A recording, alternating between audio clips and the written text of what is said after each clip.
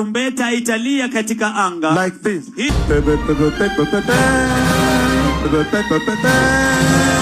That is how the trumpet will sound. It was a family affair at the junction. Slow living. And the country is burning. And the middle class just like, okay, so... Because kuna watu wataangalia waseme like, you know what, if I can get an affordable house. Because nakumata ile time kuna bonga juu middle class, I was like, okay, this middle class Nashipai is talking about is not the middle class we know. Walikuwa na bonga juu owning a house. I don't think kuna mtu middle class Kenya now on how. That's I meant wealthy. the older generation. Okay, Yeah. okay. So, affordable housing.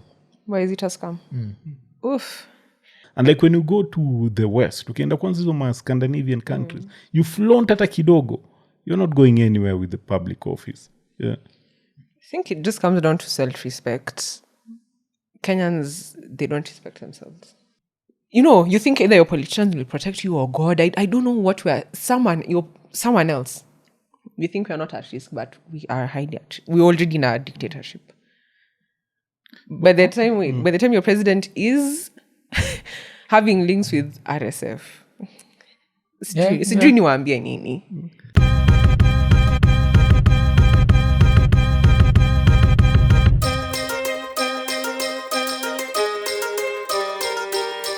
Iko nene. Episode 603. Tukisema like, subscribe, hit the notification button, tell a friend to tell a friend. Sindio? Yep.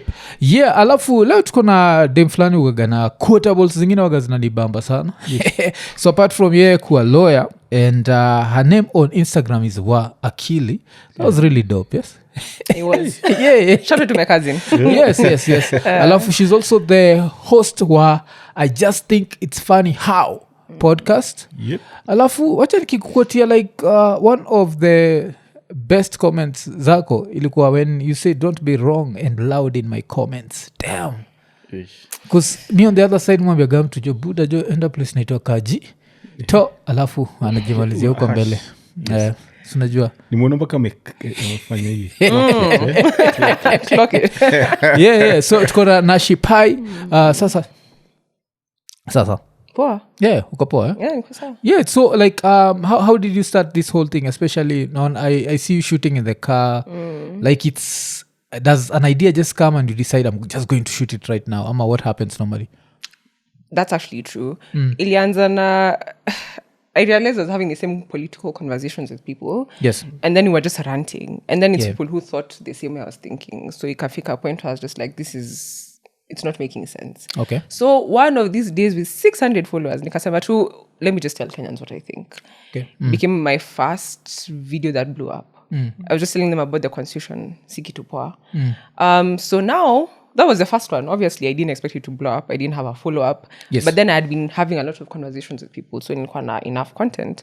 Yo, ikaisha kidogo. So then I started...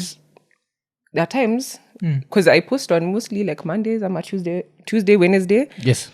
There are times Sunday ingefika and I'm like, I don't know what to talk about. Nakwambia ningelala. I literally asked my ancestors, Monday asubuhi, kuna kitu itaniuma so much. I'm like, yeah, I'm going to talk about it. So I'll only post when there's something that I'm passionate about. Yeah. Or when there's like a current political thing that has happened, when nasema, okay, fine. I had something I had thought about it. Lakini si a clout.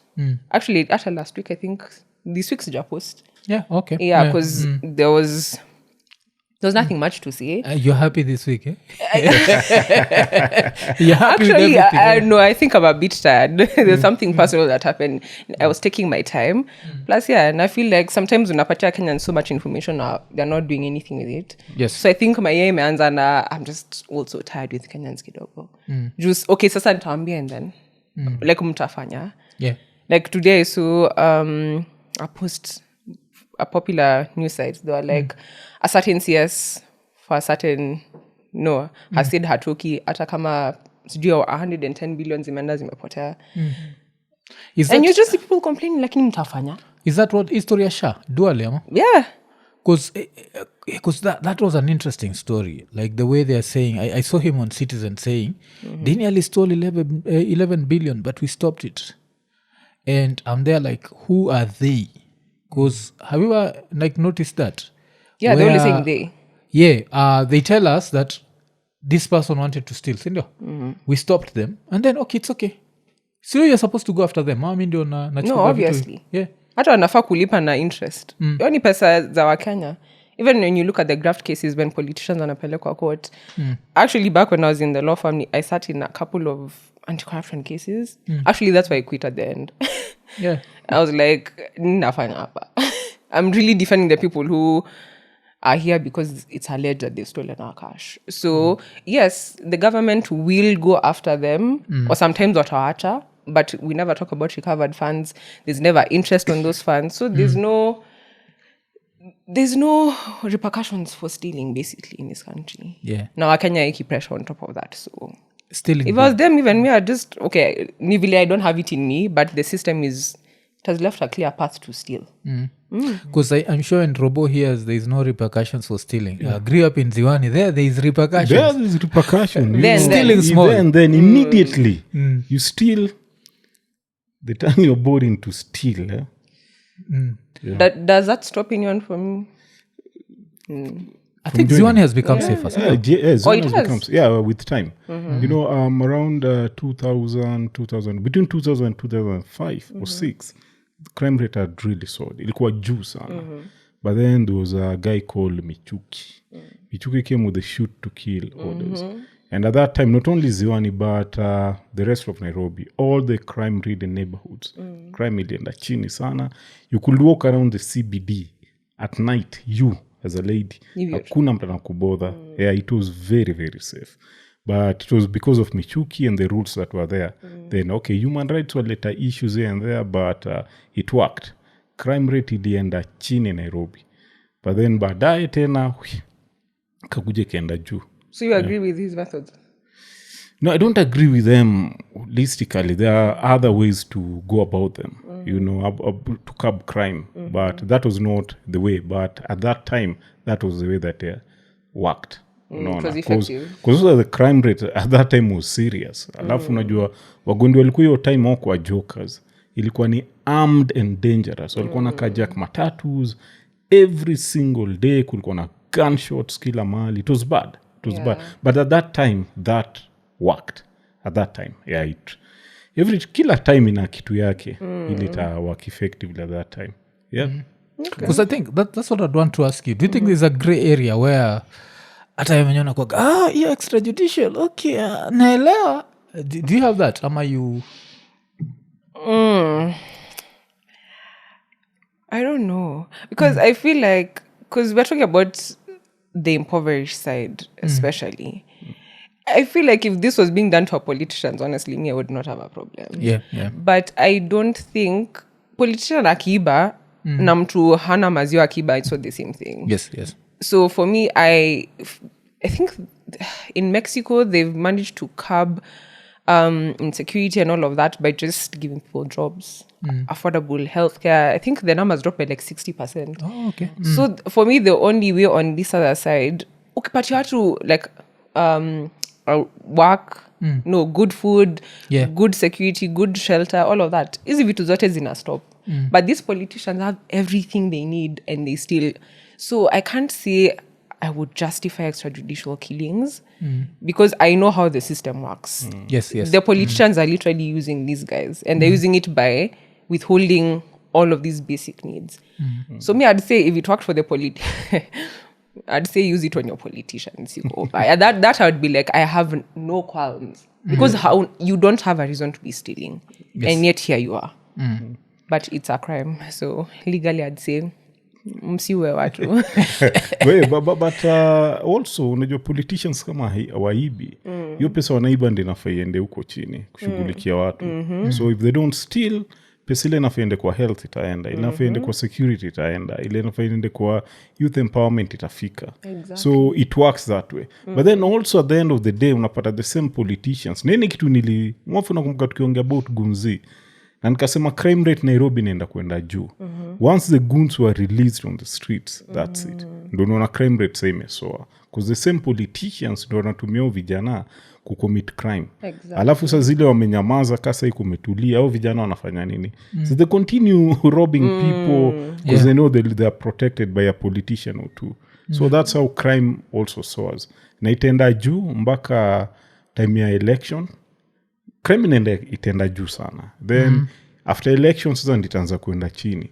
Kwa sababu kutakuwa na watu kuprotect au maguns. And that's now ndo utakuwa nasikia orders zingine zinakuja which will not favor them. Na pia raia watakuwa wamechoka. Because these guys sometimes they commit atrocities pia. Which that's a totally different story. Yeah. Can I talk to the goons directly in case there's anyone watching? Who's a gun? Wanna watch? Morph is a retired goon. Oh, yeah. OG. Shit, Joe. Unajua jua tu ni joke.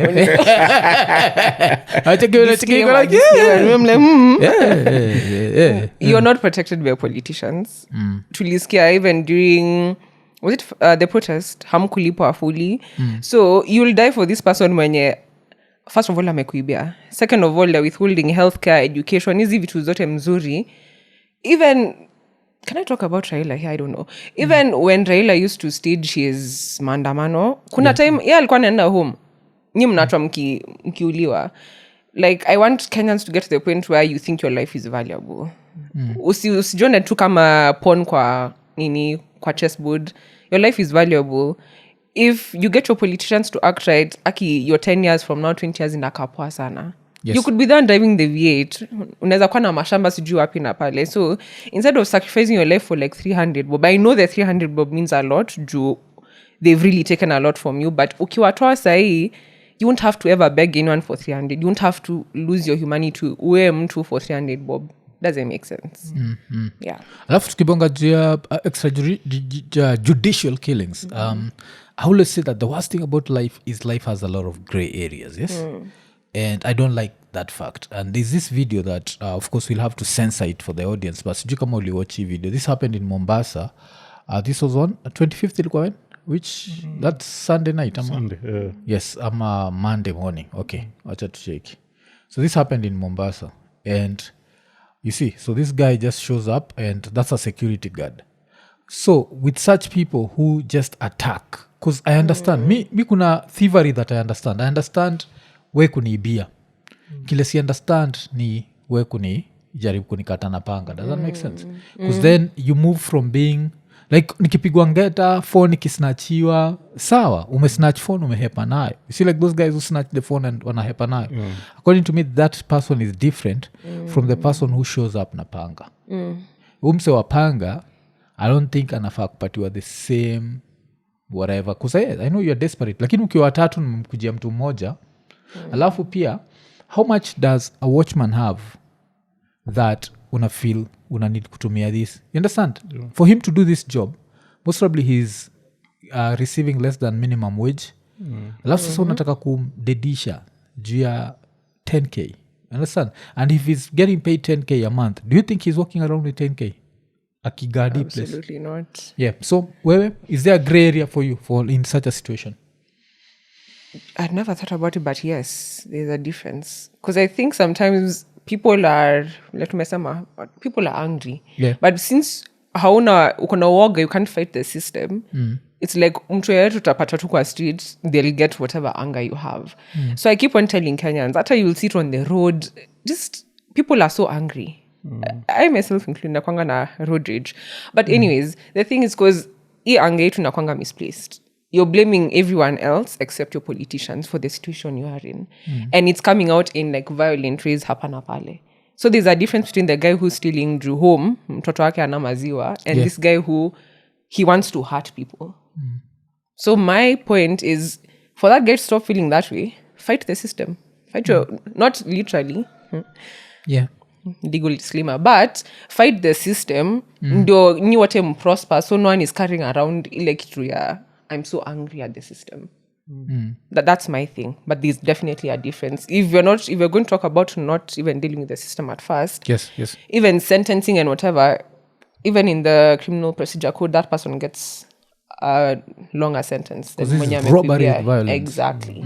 So even the law makes a distinction. Okay. Yeah. Because I don't know if you saw this other one. There was this video going around where there's Andudhi guy. So he drops this Indian guy anamdrop alafu this Indian guy starts checking his phone kumlipa na mpesa mjinga anaenda round hivi alafu anakuja tu na grab phone yake afu anaishia you understand so you have that so hiyo imefanya pia nakuwaga rada na wasi wa nduthi by the way zimefanya kuna watu wazuri mtu ni mzuri ni anapeleka nduthi yake but then wanakuwa opportunistic unaona kuna sijui ni hizi helmet au vaa mimi mwenyewe nishabaia vijana wengi nduthi wengi sana personally na pia kijob ingine but sijui ni nini na watu wa nduthi sijui ni helmet ama ni juu ama ni nini kuna buda mwingine a very nice guy buda baba watoto 3 ye kazi yake nduthi anafanya kazi vizuri from jioni asubuhi mpaka usiku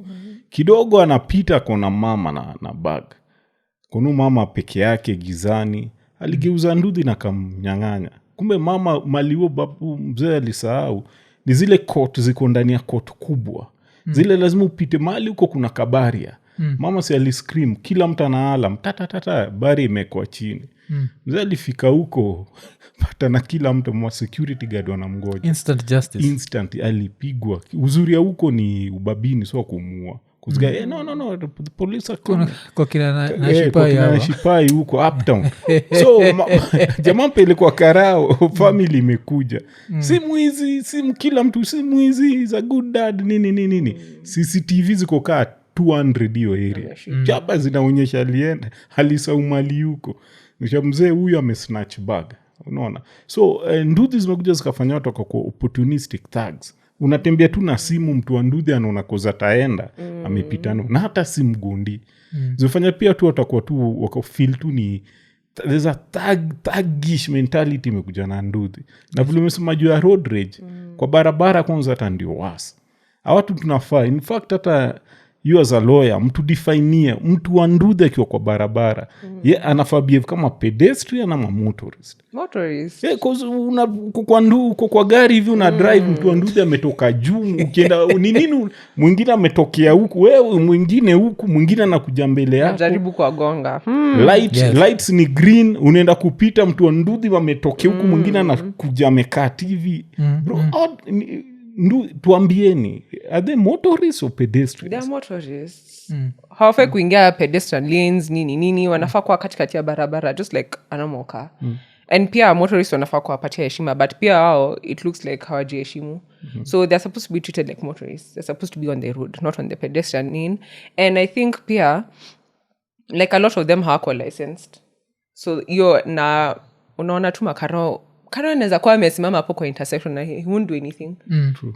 It's just like wanakwanga hivyo so they are also participating in it do I think one hawezi washika 2 labda ni wengi and the police in Kenya nakwanga lazy sana so unajua akishika nini bus anaweza sema nipatie chwani nini Yes. mtu wa boda akupatia hizo vitu ameshaenda so we've all okay not say we've the police and let's say hata NTSA they're not putting enough pressure juu sasa naona wasi wa matatu wanataka kustrike juu mabasi zao zinachoma and they're saying the government hasn't done anything they don't care so pia to be honest hizi vitu zote they lead back to the government if they were licensing at least kila mtu who's driving a boda ameenda shule akona license it's renewed every kama sisi wote tu every 5 years inakwanga 5 years ama 3 years whatever it is that would be better juu kungekuwa na database ingine umefunza home from the time sijui ilikuwa 16 nini mtu anaweza kupata wapi yes kusasa ilikuwa hiyo that's one of the stories nataka tubonge juu yake matatu owners association threatens to withdraw services nationwide on Monday Feb 2nd sindio if government fails to address border lawlessness so this is something that I was asking myself na unaweza answer kama lawyer is there a way that motorist or a motorist can sue the Kenya government or even the county government for not protecting motorists because you saw what happened I don't know if you saw this past weekend kuna Haria ilichomwa because it was involved in an accident yes so saizi tunajua hivyo tumejua we started living in a society where we know if you're involved in an accident na bodaboda we ni kama mwizi yani gari yako inageuka mwizi inamaanisha inachomwa and this keeps happening and people justify it with poverty but what people forget is not everyone a lot of Kenyans wale wako kwa hizi roads gotten themselves out of poverty by their own bootstraps. Just not everyone was handed some bullshit and they can be involved in an accident, unajua. But msoaboda atatokea from nowhere, umgonge, maybe alikuwa na underlying condition, a dead, the next thing gari na chomo. So mtu anaweza sue like for that, ile preemptive suing, ile we don't feel protected, we are anxious. Mi nikionaga msoaboda mwaga na tension jo. Lazima. I don't think can preemptively sue the government, but if it's happened to you in the process, especially you find out alikuwa unlicensed, especially the unlicensed part, yes, it's possible to sue. Yes. Say amededi kama alikuwa unlicensed. Yes, if he was unlicensed. Anything else now, it's a criminal. It's on the criminal side. So a civil suit, you'd have to look for maybe Bill of Rights, maybe right to life, right to property, that the actions that the government has not taken, which is basically negligence, have led to kukuchomea. But then obviously causing the link between an individual's actions and the government's part. Yeah, it's but normally it's been a bit happening. hard. Like It has been happening. For the matatu owners to be like, you know what? Shit, this is too much. And even matatus are lawless. Yeah, exactly. So even when the lawless are like, oh shit, this is more lawless than us. You know, have there's to a be problem. True. Yeah. I think the only place you'd be able to get them is if an unlicensed person was on the road. That's it. Now maybe when you're mekuchomea, but then again, the causation, linking the two would be tricky. But you can, through the Bill of Rights, you can. Na apart from kuchomewa, mse akipita na nini yangu, akipita na na side mirror na iko unlicensed, uninsured, can I still sue the government? Because you understand, there's no way for me to know mtu hajakuwa licensed. So if they're acting, if they are lawless on the streets, it's actually the government making them lawless. It's not, because if you look at countries like Ethiopia, Ethiopia killed that bullshit.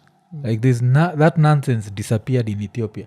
That means it can disappear here. Yeah. So can someone do that? Ile tu light to just to teach the government a lesson and be like, you know what? Alafu hata kama light ilikuwa kama ilikuwa ni windscreen ya Mednasir. Yeah. Iligongagwa na hizi loose chipping, sir. Akaitisha 750 from Kura ama ni Kera, one of the two.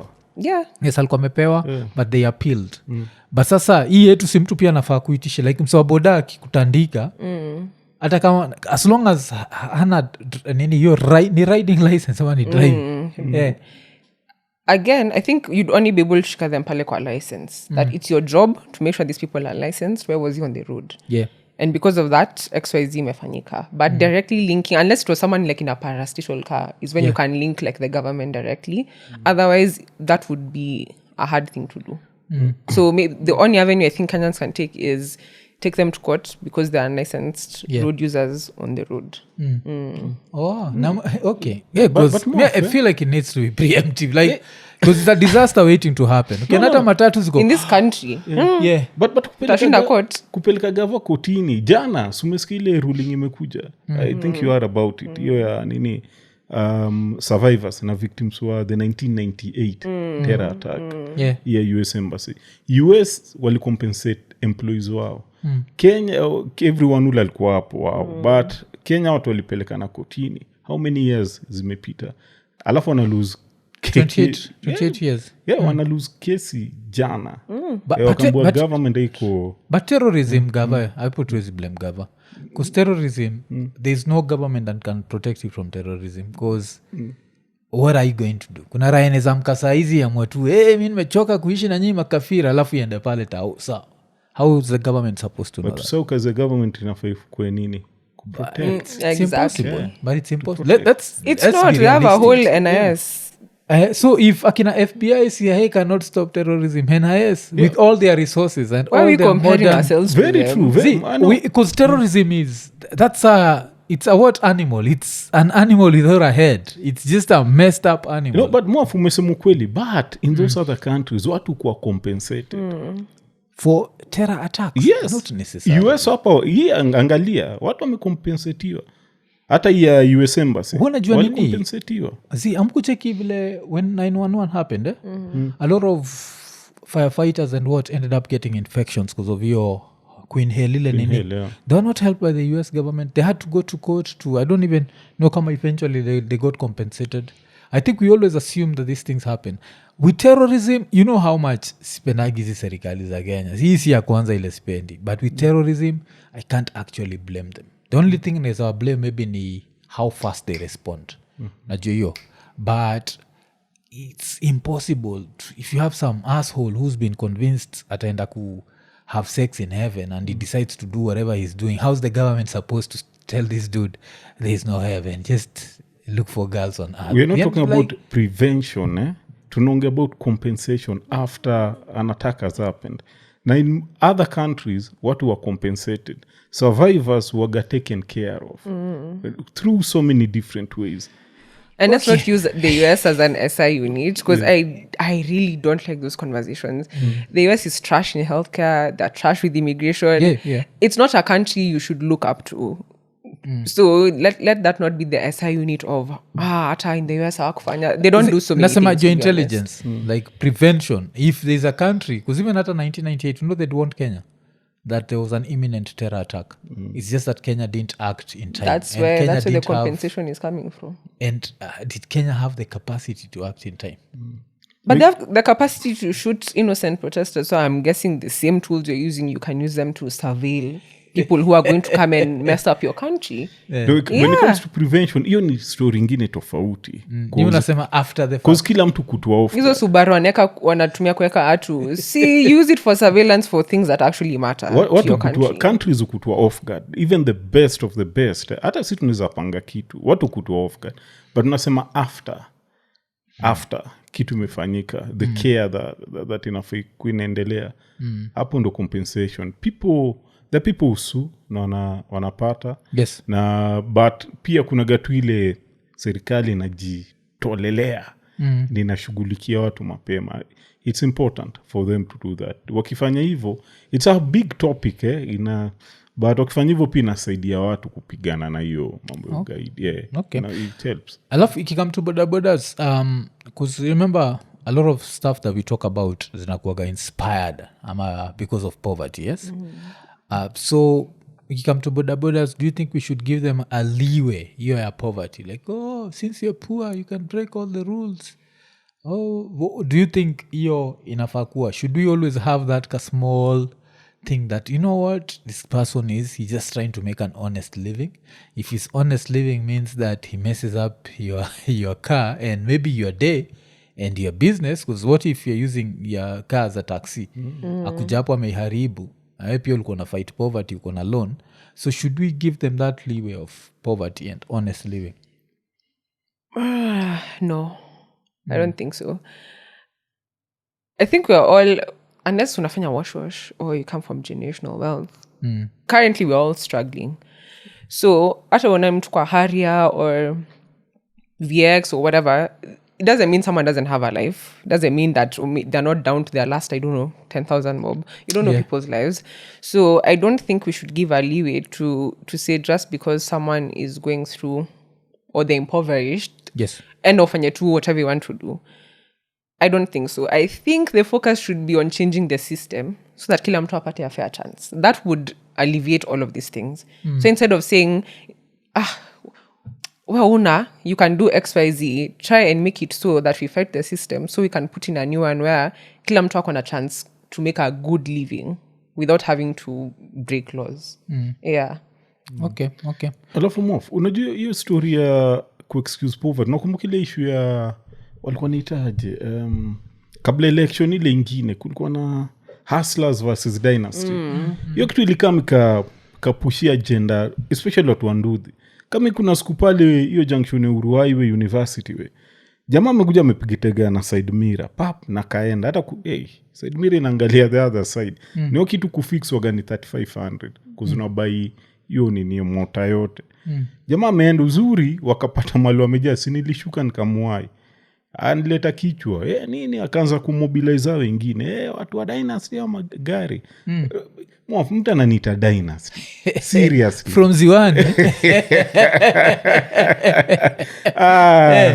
ile nome ilikuwa hapo na speech niliwapatia mi niliwaambia upuzi mpeleke huko nikamwambia hata ukienda mali unaishi sahii na indudhi yako kunaishi Madhare wotaka unakaa dynasty juu kuna watu wanatembea huko so everyone mtu akienda kuna mali unakaa huko juu kushinda mwingine but hiyo assumption ya watu wa ndudhi kuna mtu bro watu wanatembea na magari za loan hapa nje webe hiyo gari tu kitu ikikohoa kidogo jamaa meumia watu magari wanashindwa kufix gari kwa parking jamaa hizi afford 5,000 ya kuishughulikia so ya assumption watu wa ndudhi hiyo kuonaga wamedharau watu wa magari cause anajua yake anaweza manuva iko more mobile akifanya kitu anapotea ama anaingia kwa crowd utamuona unaona so hapo hizo ndo advantages za uchukua but hiyo ni mentality na need kuchange na inaenda kubadilika sahi cause wamechokoza makazi zao watu wa matatu hopefully jo cause mi Nairobi kuna vile siku hizi chikiata majuzi you had the story of Jeff Koinange was allegedly involved in an accident and in quotes fled the scene I've heard that. With the G-Wagon because alikuwa naogopa jota iona kwa moto 40 million hivyo so it's nini and okay pia kuna hii nini ushai notice like sometimes ukiongea unazafanya mtu a feel guilty of looking for money kuna ile moja yako ya pat yourself on the back juu kawe ni middle class because we are trying like just it's like the opposite of Kenya amesema basically ukitoka block either because middle class either umetoka block or you were in the middle class from the beginning you feel special but then you're one cancer diagnosis away from being extremely broke you're one kufutwa away just from being like one small thing could happen you no longer have access to needing Whatever income whatever you're getting so what I was basically telling Kenyans ilikuwa hiyo story ya affordable housing what I was basically telling Kenyans is usijione uko middle class that you're protected because if you do your research middle class is it's a fallacy it exists it's just something in the middle to keep workers comfortable not to revolt and I think someone said the reason even Kenya's revolutions have not been successful is because the middle class hawaja join the impoverished people juu tunatakanga kufeel special because I think low-key Kenyans the middle class hawezi jipata kwa street because then it's an indicator it's a class indicator you get so it's kind of like mi siwezi enda because of what would that say about me then you have to come home and tell your neighbors nilikuwa kwa maandamano and for them especially the older generation in the middle class it's seen as something bad kama ulienda maandamano that's why you see like maybe the older millennials kwenda juu they are not on the streets and they will never be because they're like I bought my house kona gari zangu I've taken my kids to school simi niko sawa but then what I was telling them Ruto vile ana perfect with the poor people anakuja kuwafanyia pia and soon anaenda kufanyia the rich people who got their money through nefarious means so maana hii kitu na what is wa matangi basically it can get to you kama wa matangi amefanywa hivyo you as a middle class Kenyan who are you so I basically telling them this system it affects us differently but it's the same so ukingoja before you won't have even if you have money for a flight you won't be able to access JKIA the drought would be so bad you and your USD account utanunua unga wapi kama kuna unga apparently there's a drought in like several areas in the country we saw at our expressway ili flood for everyone so unless you take a chopper in this country there are some things you won't be able to run away from now by the time imefika the middle class can you imagine how bad it would be now by the time imefikia kina watu kama wa matangi can you imagine how bad it is for everyone else because he can afford lawyers he can afford his assets being frozen here and there mtu hawezi afford utafanya nini utakufa njaa utakufa na cancer because KNH is not stocked so basically we're all in the same fight but I think the middle class like mi siko it's just 1 month actually if everything goes to hell 1 month we are all in the same box okay but we don't see it kusata vile umesema hiyo nini imenikumbusha very unrelated story imehappen leo the day we are shooting. You saw that there's a Range Rover that spontaneously combusted kwa expressway. No, I didn't see that. And it was burnt to like ile. Alafu there's a time that I had that because it used to happen. Kuna an X6 ilichomekaga on Thika Road. And someone was talking about fuel yetu. Like our fuel is so messed up that sometimes inafanyaga hizi gari because unashindwa kwa nini gari iko 8 years old it didn't spontaneously combust huko Japan inakuja kubana hapa Kenya. So you find those two little things where we've created a society where dishonesty is the ultimate thing, sindio? Alafu because of that every time unaikaga fuel you don't know what you're putting. Unajua hivyo? Inakwaga tu ni ile unachapa kale nini kako alafu unaeka because you don't know what you put in your car. You hope that it's good fuel But you don't know. but you don't know. I do know. Acha.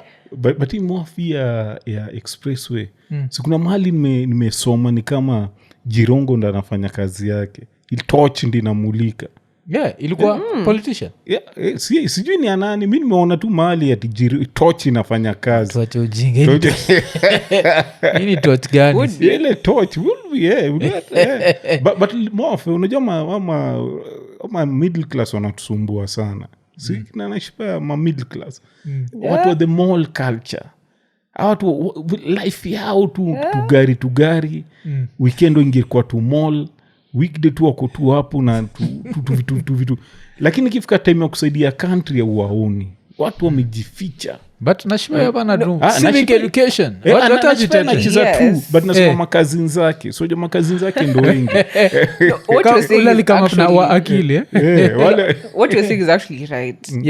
Easy maandamano ya the last ones nilienda right before maandamano that same day nilienda Mr. Price because I needed to get pants with like nasingefika toi so went to Mr. Price.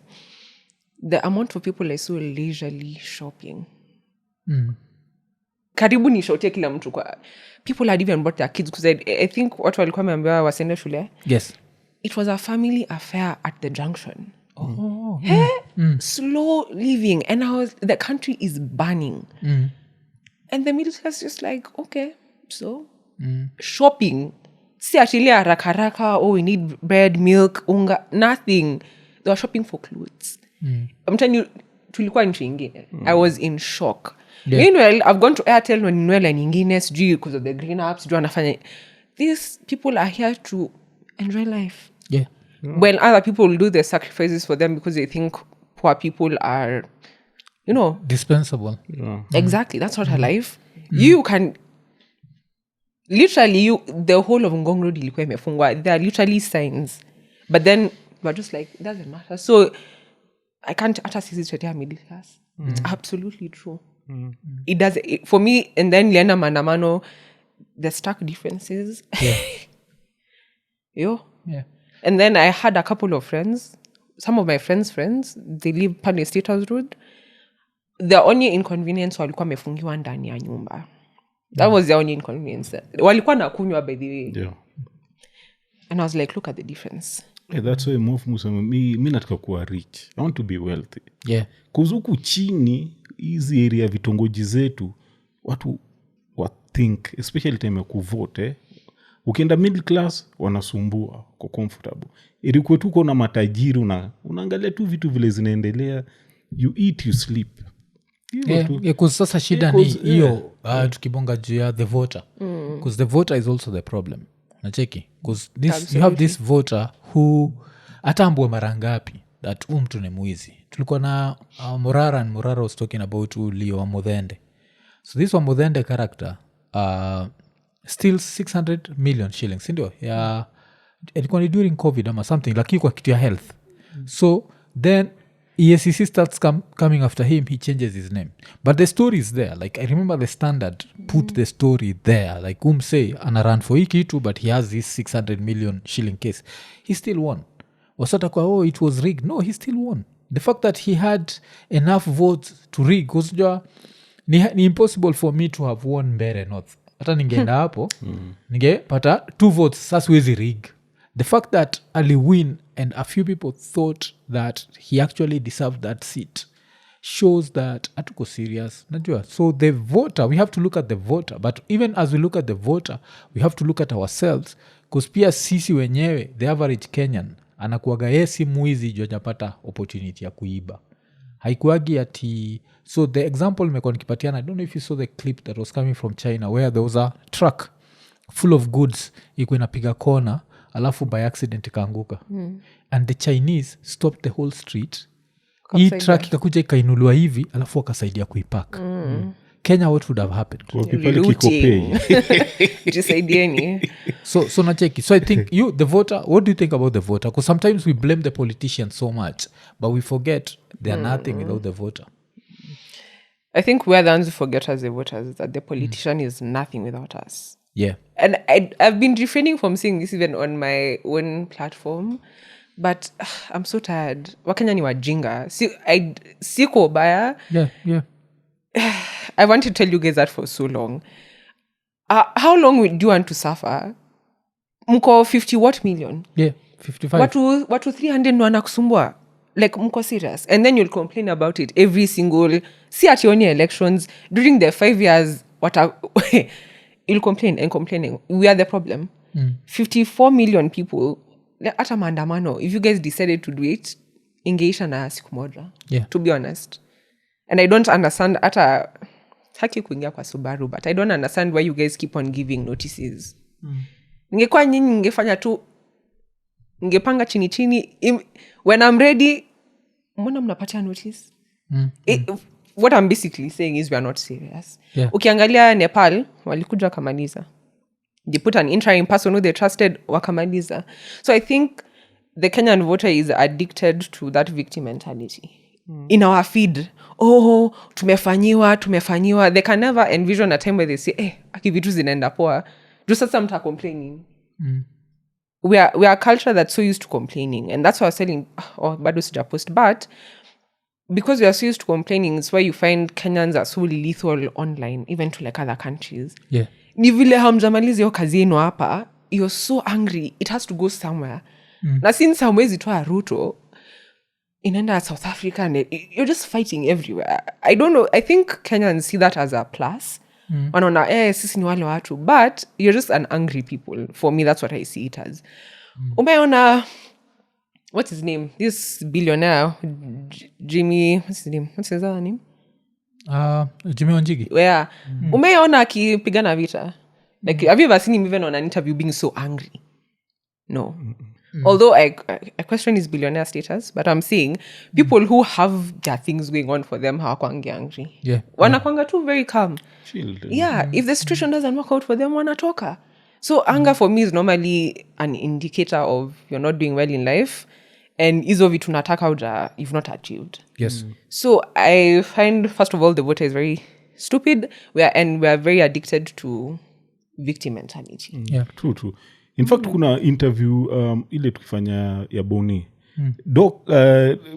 Mwafa kauliza Boni. Kamuliza, after we lose elections, what happened?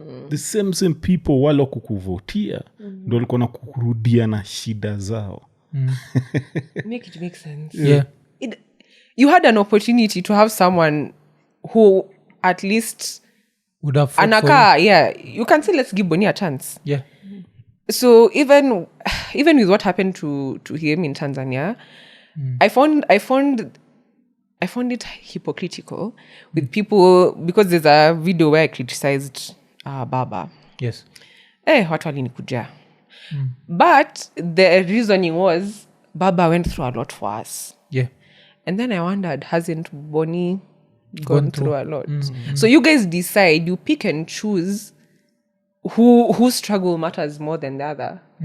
And then on the other hand, this young boy who sold us out, what's his name? Alijoin Kasmuel. Yeah. Friend wa nani? Mko friends. Kasmuel mu understand, right? It's a story we can have. Yeah. Maliza hiyo alafu tumvamie. Yeah, when he turned, people turned on him immediately. But when your politicians have turned on you, umeapatia grace. So again, I've seen so many contrasts with how Kenyans operate. I'm like, he turned on you the way Raila turned on you, according to me.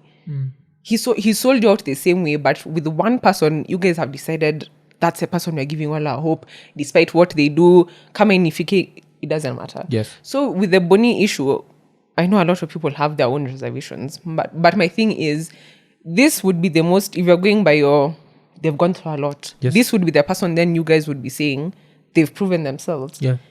He has no corruption case, as far as I know.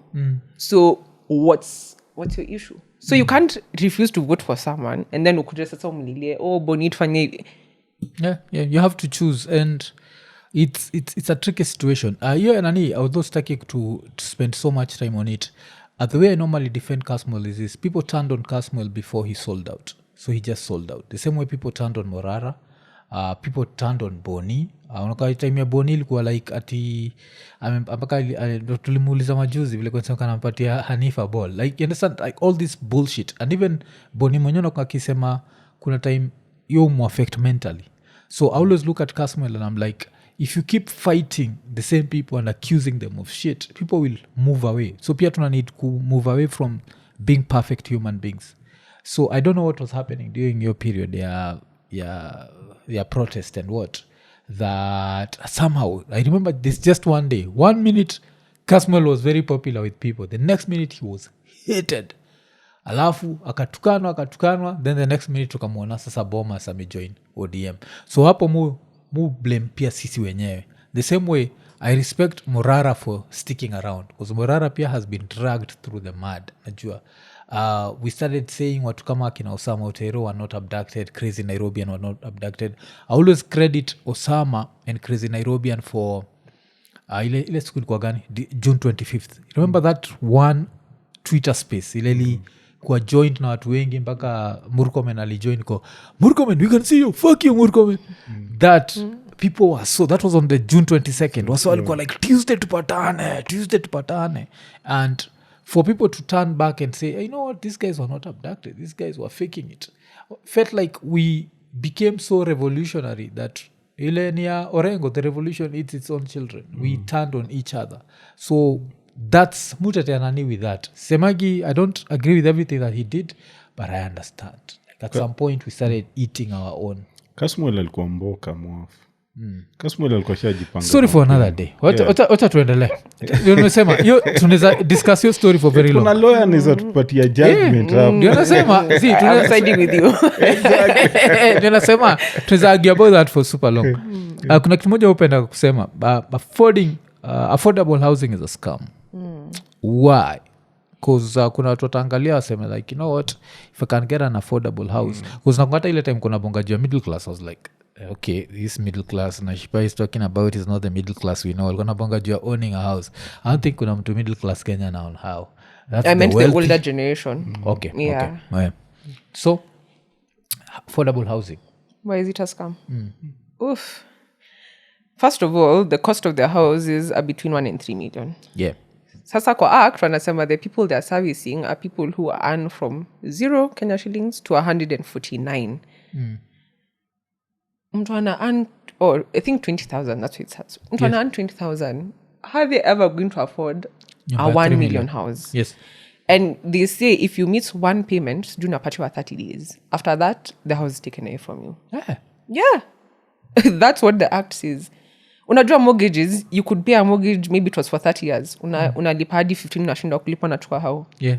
And the 15 years you paid. That's the same thing with affordable housing. You're stealing, allegedly, stealing from already poor people. Hii ni gava. Najua ni when lawyer, like, I'm not putting allegedly on the government, because we are the government. So if the government is stealing from us, it's stealing It's from stealing. us. Yeah. There's a book called Poor Economics by some Indian guy. He was saying how the rich don't make money off other rich people. You make money off poor people. That's where your largest market is. Hizi vitu za kuuza blue band ya sachet ya or sachet ya 10 bob. That's where their market is. That's where they are big. You'd be shocked. That's where their biggest profit margins are. Yes. So when your president is running schemes on the poor people first, he knows what he's doing. Economically, it makes sense. 1. 2, easy houses, they're not being built. There's a Daily Nation of Business Daily report that came out. I think the one you built like 200 or something, 2,000 of them. So tunalipa by force. You're not building the houses. Apparently the money is being packed in some high interest, I don't know, some T-bills, T-bonds. Yeah. So you're actively unatoa impoverished people from where wanalipa maybe 3,000 bob. Unatoa haujengi anything hapo. Pesa inakula interest. Poor economics. Again, you're making money off poor people. So who are the houses for? Then the next thing is every time tumesikia umse anafunga project sijui nini wanakuja na kata ribbon, he chooses an impoverished person to come and dance for the cameras. After that, there have been so many reports of people saying he took back what he gave us. Yeah. So yeah, you'll have a couple of impoverished people coming on TV to say, oh, nimepatiwa nyumba, but then nyumba ya scene inarudishwa. Because again, how are you going to afford between 1 to 3 million? Yes. You have kids you have to take to school. Uko na mboga you have to pay every day. It's not even, as you said, even the younger middle class don't even own homes. So how is someone in the slum going to own a home? To be honest, it's a great idea. No, it's not a great idea. How it would have been great is if he was building the houses, na kuambia, you guys come back, still rent this for 3,000 bob. Who rent? That would be affordable housing. Yes. With proximity to where they work. We have maybe free buses. Kuna people who work all the way from Kibra to where every day. If there were buses that take people to and from work, if kulikuwa na community garden, watu wa tune hapo, some skuma, that would be affordable housing. Anything else is just a scam. Yeah, I agree with you, also disagree with. I agree with you on kama hiyo kutengeneza nyumba mnatolewa. Yes. Mnapelekwa somewhere, alafu zinatengenezwa, mnarudishwa, alafu mnaendelea kulipa, then it becomes, that's an idea we've been floating from the neighborhood I come from, Ziwani. Ni kitu tumekuwa tukiambia watu, tutoeni, tupatieni rent kama ni ya 1 year, watu wende walipe elsewhere, then mkimaliza turudishieni nyumba zetu. Then the rest you do whatever you want to do. Hata kama mtaziuza market rate or whatever, lakini watu wanaishi original owners wapatiwe, unajua watengenezwe kabei, unaona. But ukienda affordable housing kama hizi za Mukuru, hata nimeitiwa, naweza kuonyesha hata kwa WhatsApp, nimetumiwa video, nikaambiwa Rowbow kuja utafute uchukue nyumba huko. Ziko. I'm not lying to you. The houses are there. Na zinazidi kutengenezwa. Na watu wanazinunua. Na in fact mtalintumia ni dem wa mtaa ingine tofauti. Madhare. Na alienda akakuwa shocked. Yashaenda kabuki yake. Na job yake ni ndogo ndogo. There's a way people are paying which will work for them. Kwa watu wa mtaa. Cause pia tukiangalia when you talk about decency. Kutolewa kwa hizo nyumba hizo za slum. Ukienda kaa Ziwa, it was not a slum. Ilikuwa tu ni ghetto mtaa ya Kanjo. But sasa ukienda ni slum. Hata mimi nikienda zingine nilikuwa napita hivi, sasa siwezi pita, nje imefungwa na kanyumba kwa mabati. So there's a lot of decency that's coming with it. But then watu wengi hizo mtaa waga consultant. Wanakuwa consulted kabla zitengenezwe. Wanaambiwa hii ndio itafanyika. Ni vile tu zingine ukienda kaza Kanjo, so unajua tu akina Dimpots lazima wacheze shuli zao, alafu zingine zimekwama. Ukienda kama Jivanji imekwama, ukienda kama ila Pangani imekwama, kuna zile zimekwama. But hizi zinatengenezwa na national government.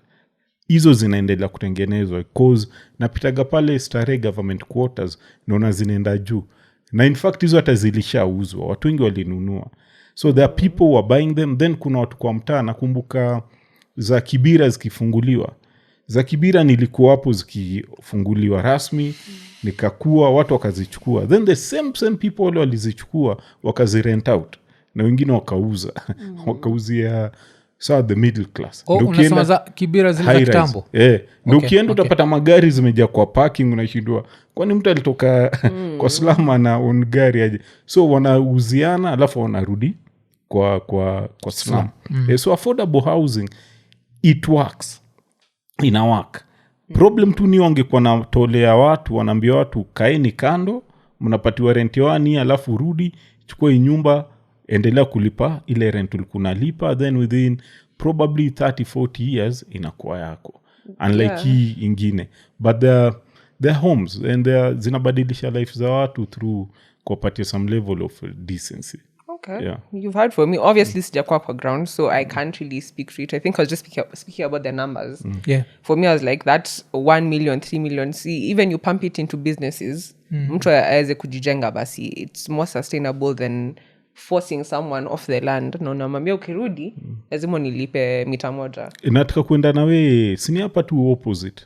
Tuenda nawe South B hapo Mukuru. Uzione. Hata tunaweza kolio jamaa tuorganize, nilipewa namba. Kanza tuorganize a viewing. But you affordable housing.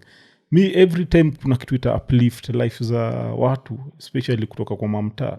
I always look for, I support it.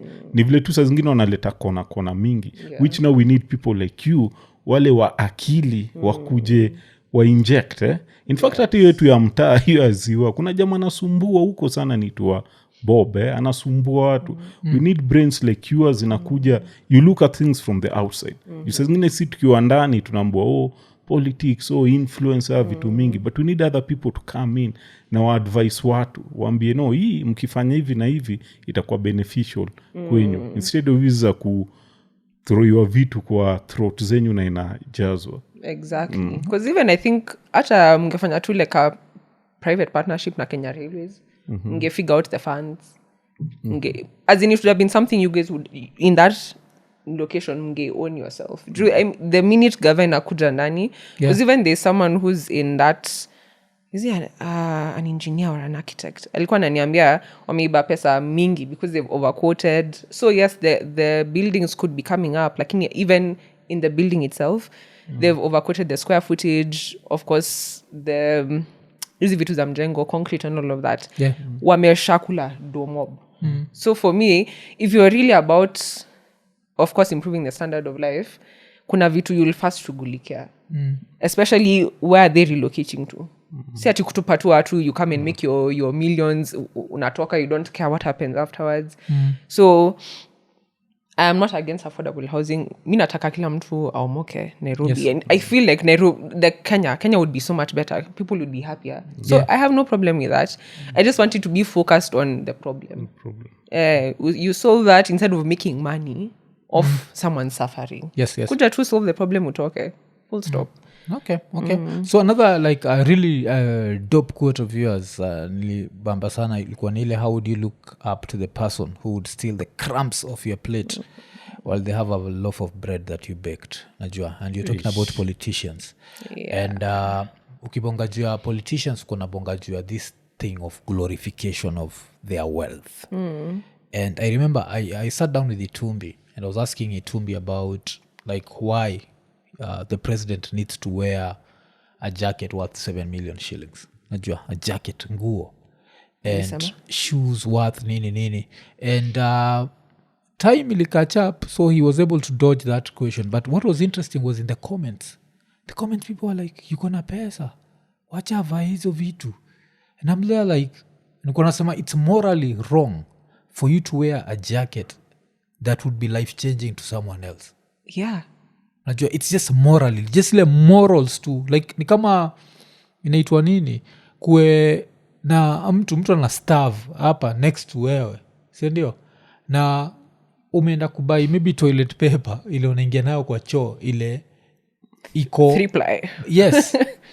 Like it might make sense, like ni pesa unaweza msave nayo and you'll still be able to wipe your ass, but you decide no, let them die. So I was talking about that it's morally wrong. So I remember nikiwatch your video, you'd put Millicent Omanga kiba ile gari, alafu you'd also put Murkomen and his watches. So why do you think that Kenyans don't get outraged by that? Because Kenyans will actually defend these politicians, and that's why they do it. Historia, like Ruto starts feeling like, you know what, I can't wear a jacket worth 5,000 shillings. Why? Because I won't look presidential. This is what he said actually, that he wants to be rich, anataka kuomoka kutoka middle class, so that he's above all the problems. And dynasty as well. Dynasty. There's the one in dynasty. Boda alikuwa right. Amen. Yeah, I think what wealth buys you, especially in this country, is if you're driving on a road that's not good, you can afford shocks. So unaweza pita hapo at 120, ukiblow your watu, you get, or you can take a chopper. You can take your kid on a chopper to school every day. So you get, I think, a way of flaunting your wealth in this country is what problems you can bypass. So that means there have to be problems for you to flaunt your wealth. Because this is the Kenya imagine. Kila mtu ana drive VX if they want. A TX if they wanted. Anyone can own a plot of land, whatever. You can do strawberry farming. That's what I envision. Yeah. But in such a country, una flex aje. You and your neighbor and your neighbor's neighbors, kila mtu akona Range Rover, una flex aje. Yeah. You'd actually have to have personality. Like, all of these are the things that you can buy with money would have to become the currency. Yeah. But as you've seen, do you think our president akona riz? You think akona personality? Anna? So what happens in such a country? You need the money to distinguish yourself. So yes, the road you all complain about is terrible, but nikona an 8-cylinder vehicle that can, and I can afford shocks every week, so that's great. But don't you think he accident ya Anthony Joshua in Nigeria put the spotlight how your money won't save you? Like, in the grand scheme of things, this corruption, this level of incompetence, kuna pali pesa hizi kuokoa. That's true. And unfortunately, I also read that Chimamanda lost her kid in a hospital in Nigeria. Yeah. Unfortunately, these are things you only find out when you're in the top 2%. Right? Ukiwa uko chini, everyone else in the 98 is like, nikifika huko, you think everything is great. Right? Forgetting that the road to the hospital, Bado is not paved. But you've been enjoying it with your car that can absorb, right?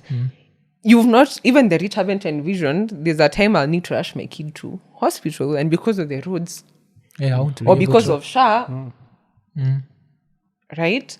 So on the 98%, it's because what hajafika huko, to know the realities that money doesn't solve everything. For the 2%, they haven't also dealt with that reality. Yeah. Because cancer Nini, I can fly out. But for the short-term things, like even it unrest affecting your investments in Kenya, blah, blah, blah, we haven't really felt the pinch of that. And I think the only people in the 2% who felt the pinch is the people who've gotten money from political. Watu kama Wamatangi. They're the ones who understand, this is not forever. But if you think about other people who've gotten generational wealth, in a kosher way, I think bado ijawafikia. Because there are still things in this country, if you have money, you can bypass. But not everything. Because look at Chimamanda. She could have had a kid anywhere. And now look at the government. So there are things, unfortunately, I think would have to be bad enough for the rich people to start understanding, PRCC, like it can affect me as well. Because if you think about, let's say your country has been blacklisted, right? Come on, Nigeria, getting a visa is so hard. Let's say something, God forbid, goes so bad in Kenya. Yes, you have the money to leave, but the airport is closed. But then, unfortunately, is what I keep on telling Kenyans, all of us, including the rich people, tunangoja when things are so bad. Yes, uko na pesa, we're in a drought. But because your politicians have been playing patapota with maize imports, there's nothing to buy.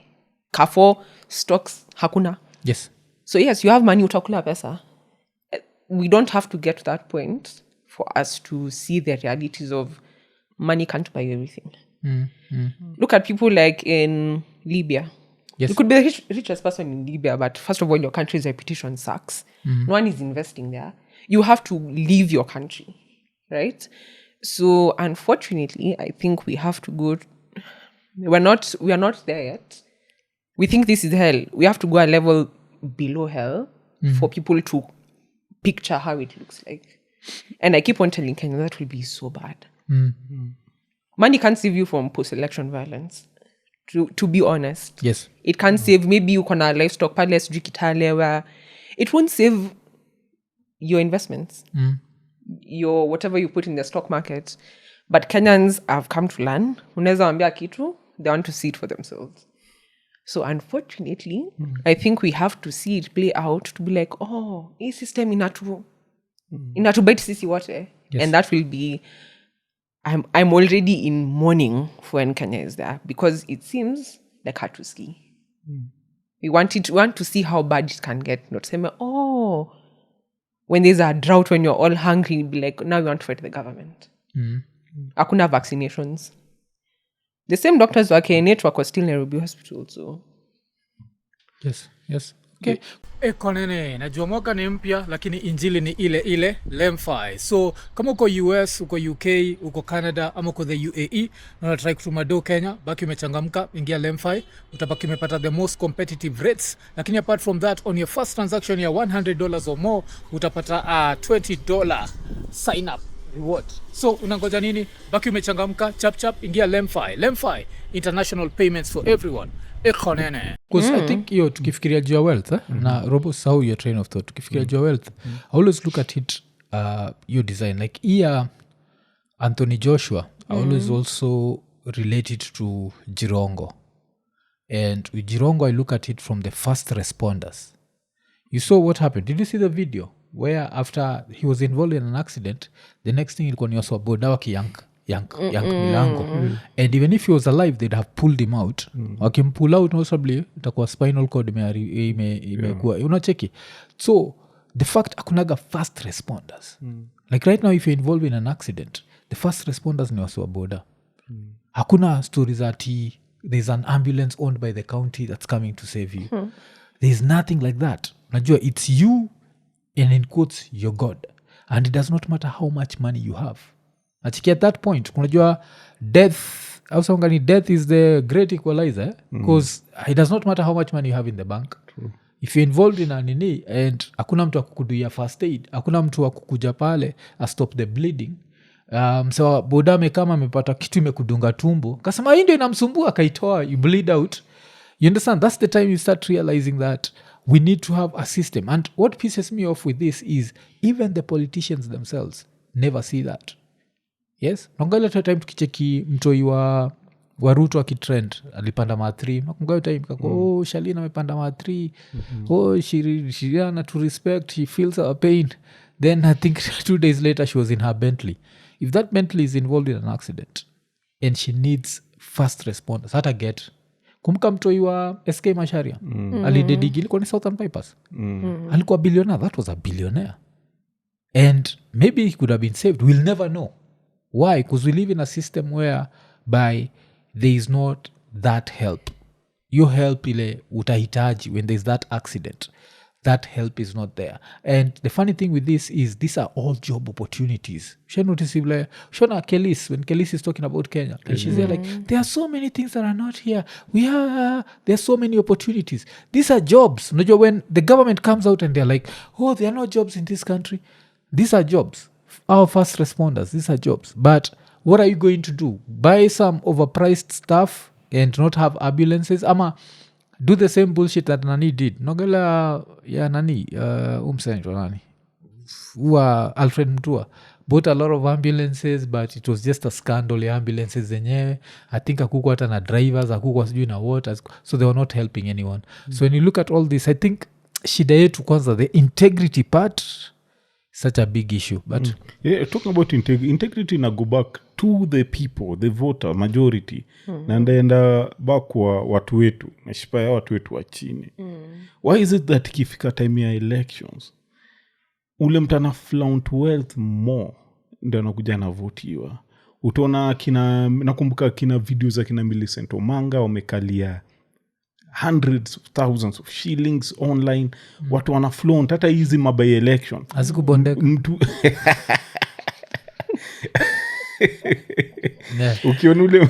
ukiona ule mtu ana magari mingi. Uzuri kuna kabai election kuna jamaa alikuwa na flaunt yake serious mpaka alichotea watu but baada kalose. Unaona? But hiyo ndo habit. Nika unasikia ndo tajiri, ndo tunampatia. Why is it that we still go for people who seem to be wealthy and they're even flaunting that wealth? And like when you go to the West, ukienda kwanza hizo ma Scandinavian countries, you flaunt hata kidogo, you're not going anywhere with the public office. I think it just comes down to self-respect. Kenyans, they don't respect themselves. Tuanze tu hapo. Because by the time you're able to put someone above you, you don't respect yourself. Yes. I've met CEOs naongelesha I talk to everyone the same way because in my head there's no way I can put anyone above me. We're just human beings. Tuko same.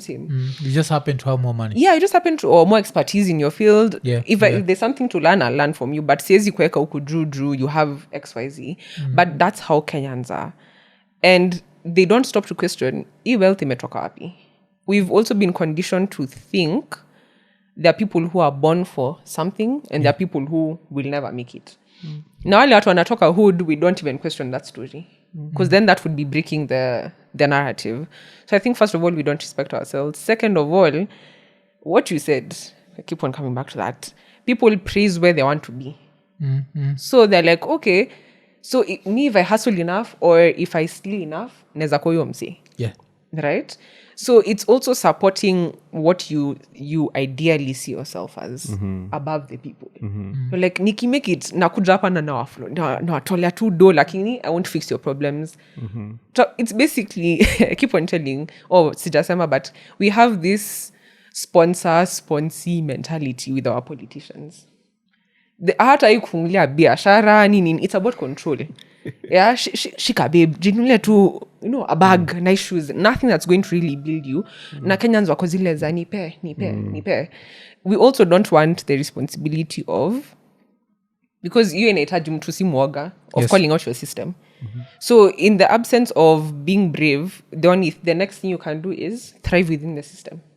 Since siezi wapiga and I can't get my friends to beat you, wacha tu, let me find my spot here. That's why you'll find even like Ruto's people, you can see this person is literally not okay. But you're like, I don't have the courage to fight him. So let me find my position in the system. Now, unfortunately, if you are born in an impoverished state, you're like, this is my lot in life. If you're born, you just keep on saying, okay, basi ni hivyo. And then there are people who are a bit more ambitious. They've been able to make their way up the system. But I think Kenyans just accept things as they are. And your religious conversation is very important because religion may mess up Kenyans. The Bible says, the meek will inherit the kingdom of God. Things like that. Unasema tu ni God to a God that fight here. You end up not doing the work and you end up saying, bas, ni vitu this even when afakwa. So you accept. And then you're like, why would I vote for someone who's as poor as me? Yeah. Because you equate poor with not having expertise. You equate poor with mtu ako na woga kama wewe. Like that's what they're like, tuko pamoja. So why would I vote for someone who's like me? Wacha nivotie mtu mwenye pesa imeosha kila kitu. And it's a very stupid mentality. Yeah. And I think hiyo pia ilikuwa shida ya Boni. People say, not fight here. Like it's a bit too, Kenyans don't like someone they can relate to. And that's where your leaders will come from. Wanataka someone who's so unreachable, so unrelatable. Anakuja na something that you don't have. The cars, the money. Because that's where you are aspiring to be. So, wawezi votea rafiki yako? True. Alafu akishaingia kwa office, huyo mwingine akikaa mbali, so you have a reason to complain. Because we want accountability from them, but sisi wenyewe hatuko accountable kwenda kupiga kura. Exactly. So it's like you're asking of someone something to yenye hawezi jipea. Honesty, confidence, kutokuwa unaoga. You don't have all those things, but then you expect the person who you've elected to do all those things.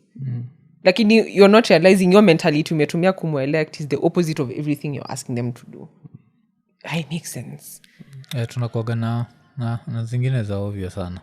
But acha nikuulize pia a few questions about some breaking news. I don't know if I should call it that. So I think it was on Tuesday. Was it on Tuesday or Monday? There was this UDA meeting, yes? And this is the UDA meeting that Wamushomba alienda akisema that she's back to Nini, UDA, yes? But one of the interesting things was buda anaitwa Isaac Ruto was there in full UDA regalia. And this was after he'd been nominated kuwa member of the Judicial Service Commission. So, what do you think about that? Wow, you've touched on something that I've been thinking about ever since nomination extra Court of Appeal judges. What are they? Court of Appeal judges. Yes, I think, where one of the guys was the guy who defended Ruto. Katwa Kigen, Yeah, the ICC case. And also it ties back to a conversation I was having with an acquaintance. Yeah. Julia LSK elections. And I was basically telling her, LSK election, I highly suspect kutakuwa na a lot of input from the executive. Yes. Because whoever becomes the president now of LSK is going to be the president during time elections. Yes. You really want someone who's on your side. So nilikuwa kwa salon nikisikia hii story because I literally don't listen to news. I'd rather get mine from print. Sitaki kusikia omsi. But he was basically talking about the independence of the judiciary. Which is first of all a lie. Because they are funded by the executive, one. Two, the president has to approve the nomination of judges. Yes. Tuliona hiyo fiasco na Uhuru in his previous term. So how is that independent? They literally get to review the budget. They can either review it upwards or downwards. And then you come in, you put judges who could defend at The Hague. The Hague is not a small thing. Yeah. So when I think about that and the independence of the judiciary, it's a scam, first of all. And I think your president anaeka his ducks in a row. Juanaona 2027, people don't want me, but I want to stay. So I think anajipanga in a way where on all sides, executive ameshapata our politicians or walisema walilipwa. Yes. Right? To change their votes. Kwa sawa. The last thing to do is fix your judiciary. So I think that's what he's doing. He's putting his ducks in a row. Na si tumeka tu hivi. This man is planning ahead. Na si tunasema tu, Mungu atatu save or we'll come and vote. Raila mwenye you guys, you would die for. Alisema alibiwa elections na mkanyamaza. The one person you guys say is like Yosivia. Alibiwa na mkanyamaza tu. Na hata ya kanyamaza. Because that thing always didn't sit right with me when they filed the petition out of the time limit. Yes. It never sat with all your like the best lawyers in the country. All of a sudden, look, 14 days. We've done motions, such big motions in like 2 days. It didn't make sense. So basically, what inakaa kwangu anajipanga. Yeah. And he's putting in strategic places people who will sing his song. Damn. Okay. Because history ya Isaac Ruto, it's also interesting because Isaac Ruto was the same guy ule alikuwa anasema anatuambia that, Ruto, his best friend is Museveni. Tukimuingiza atakuwa dictator. Unacheki?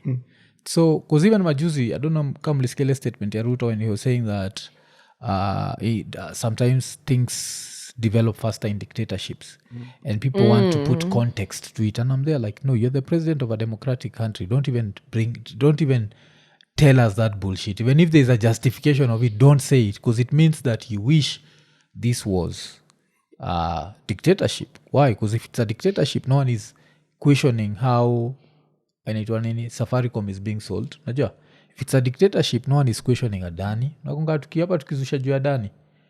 So hizi vitu zote, so ukikam tuambie, it's a dictatorship, and on top of that you're always telling us about these 30-year plans. They're there like, no, you don't give me a 30-year plan. The best you can give me is a 10-year plan, but you can't give me a 30-year plan.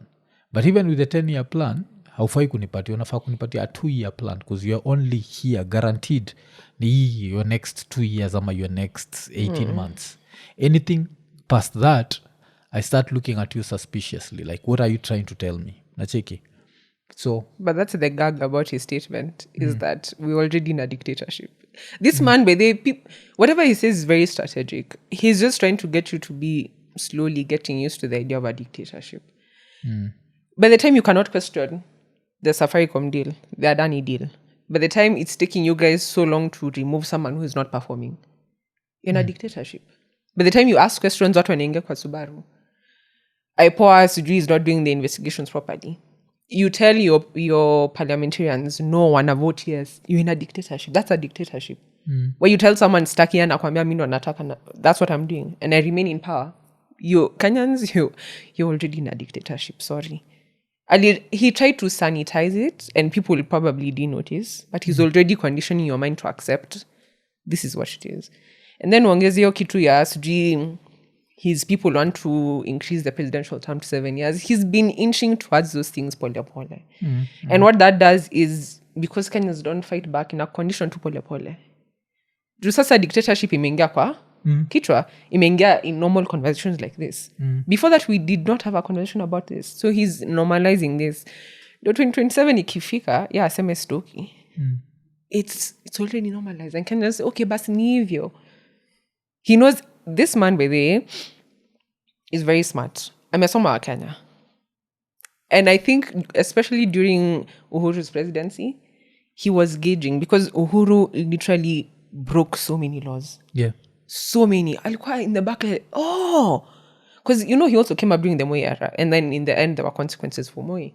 So he saw how to be undemocratically democratic.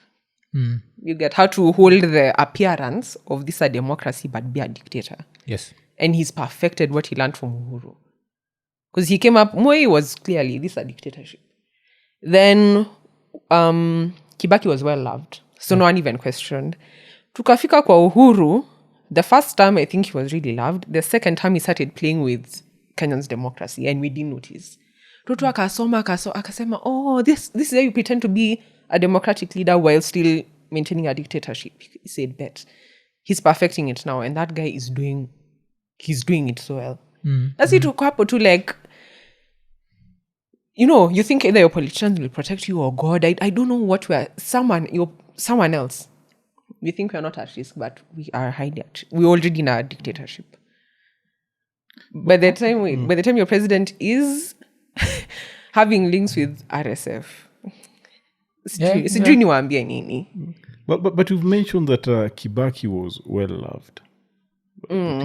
Was it during the first period or the second one? The first one. So the second one, when he allegedly akaibia, which I wholly believe, aliibia Raila the win, that's when people started questioning. Because by the time you're being sworn in State House G or wherever you're sworn in Usiku, that already plays with your legitimacy. Yes. So I think after that, it started going downhill. But uzuri wake, he kept the economy appearing stable. Uhuru I think when Uhuru came into power is when he's like, wow, kumbe, there's been this much corruption. I think because he's an economist, he managed to keep the economy afloat or to grow it, even as he took his too many loans. Yes. So Kenyans were just like, okay, as long as you're doing your work, endelea. Then Uhuru came in and inherited a very flawed system. Akaendelea na vitu zake. Now Ruto is at the end of hakuna pesa. So he's trying to leverage Kenyans. That's why he's like selling Safaricom. He's selling to highest bidders whatever is left. So what you're saying is that Ruto came in at the wrong time. So Ruto is trying to correct errors that were done before. Oh no. And to me, I believe that when you're talking about dictators, I believe Kibaki, during his second period, he was now a definition of a dictator. Because everything that was done during the second time, his second term, was kifua. Ilikuwa ni kama, and how you've explained it, ni kama panya. Inakuuma, alafu inakupuliza. So, at the economic level, vitu zinakaa mzuri. But huku chini, watu wanafinywa, watu wanaumia. Walikuwa nitoaje wale maboyo wako wawili mwafu. Wale Armenians wanakuja, standard inareidiwa. It was a hallmark of dictatorship at that time. Unaona, probably, probably because now during Moi tulikuwa wadogo, ingine tulikuwa tunaiona. But we saw it. But if you look at history, utaona, huyu, kuna vitu mingi alifanya mbaya. And especially now ukikuja, when we're talking about the economy, by the time Uhuru was coming, Uhuru aka-inherit madeni. Si zake zilitoka from kwa Kibaki. Then by the time Ruto anakuja kapata the coffers are dry. Yes. Yeah, I think someone tried to explain to me. Kibaki alianza na development projects. Na ma roads, that's how apparently aliiba pesa. Yes. Then Uhuru akakuja with what was left, still with development projects, added his own. Sasa, when Ruto has come in, it's already, it may reach its max. So what is left? Parastatal. That's why he's selling like Yes, shares here and there. Kenya Pipeline. Yes, because that's what's left. Development is maxed out. So Amekudra, he had to form his own assets to sell, basically. So hata watu wanauza, he keeps on telling us, nimewatafutia jobs. Is that not the definition of trafficking? In countries where we know the conditions are so bad for workers. Yes. So anauza hadi watu. The whole thing, what thing where people are being captured, the iris, that you allowed that to happen. Yeah. That's selling out your people. And he has done that at every corner. So that's what's left. The people and the parasitals. And the land. The land itself, these two presidents had not, Kibaki na Uhuru, hawakuwa wameshika. Now, he's trying to turn every piece of community land into something that he can sell. It should show you assets zetu zimeisha. So what can he sell? Anything that's real. And that's our last resort. Akimaliza hivyo, I don't know, whoever comes in, there'll be nothing else to sell, to be honest. We will become what country is this? People go to the market with stashes of cash. Kina Zimbabwe. Akwa Zimbabwe. Hivyo tu. Because there's nothing left to sell. Yeah, but that makes me feel Woshe, some empathy for him. Because he came in, so ile kila kitu imechukuliwa. Empathy. What is there for him to work? You would have started restructuring the country. Because history ya nini ya loan, like the way the loans tuko tunafaa ku default, yes? You've heard the story, you're supposed to default. And somehow him and his to voodoo economics, he was able to save us from that. Ukiangalia ilikuwa ni when Ethiopia juu ya hizo story, that's when the beer, one beer used to be 3.5 Kenyan shillings, yes? Right now one beer is 0.86 Kenyan shillings. That's how much it's been devalued. 1 shilling used to be 3 naira. Right now 1 shilling is 11 naira. So chikivleo nini hizo shilling zao zimekuwa devalued kabisa. So ikikuja tu there is the, I don't know, this is a story mutaka kuhave na an economist to hear that side of the whatever, where he actually come to saving the shilling, he actually saved the shilling. So I don't know how, whatever that is. So he might... Did he? Remember, because to get default ingekuwa, those two savings uko nazo kwa bank, your 1 million shillings is now worth 200k, you lose your mind. Yes, but then when I think about international economics, most countries don't recall their loans. Do you know how much the US owes China? They can't repay. Yeah. That's why even like recessions are coming in, global recessions. Countries don't normally repay their debt unless you're a developing country. Yes, which we are. Yes. So in any case, if you have a president who respects themselves, first of all, I think there are countries like Liberia who started restructuring where they're clearing out their debts because you have the money. Or you respect yourself enough when ujitete and say, we are not paying this because no one else is paying. Let's do this instead. Strengthen your industries like cotton, hapana pale. But that's not what's going on. Even if you look at ease of doing business, when I look at the foreign direct investment that's coming to the country, do you know most of the investors who are white people who invest in white people in this country? I was shocked at the amount of thriving Kenyan businesses, even I'll say in the alcohol space. Yes. They're not owned by indigenous Kenyans. So their money is coming from there to people who look like them here, bypassing all your national industries. Pyrethrum is something that died. So there's ways, when you ask what Ruto could have done, there's ways you could have revived your industries. We survived 10 years under Moi without foreign aid. 10 years. That should show you the country has money. By the time 110 billion in neighbor from Shah, your pesa si pesa za loan. It's national money here that we are raising.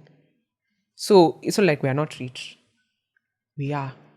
So Ruto could have come and decided it's going to take time. It's going to take work. Angekuja anze kutana around eventually. Look at Burkina Faso and what Traore is doing. That's taking more 2.5 years. Amefanya the tomato processing plant. They are now doing their own gold. Where is ours going? So in short, we can look at our situation and say, wait, it's so dire. There's always some, if you put someone who's visionary up on mbele, there's a way you can get out of that mess. Yeah. Okay, yeah, Shani, 11 billion. It's Well, still a lot of money. see 10. Yes, Okay. it's still a lot of My money. bad. But unajua hizo ndio zile typo za Kenya where they add an extra zero and so inakuwa ni 11 wanachukua 99 wanaweka kando tena. Wako like, oh, shit, they think it's 110. Yeah, Let's nisoma grab 110 this somewhere. 99.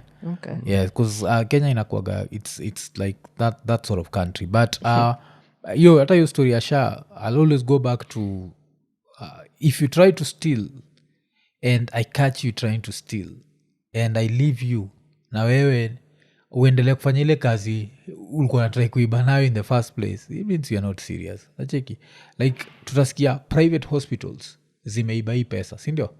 The private hospitals are still open, they're still operating. Najua it's still every day ni cause ingekuwa ni any other job ukiniibia there's consequences.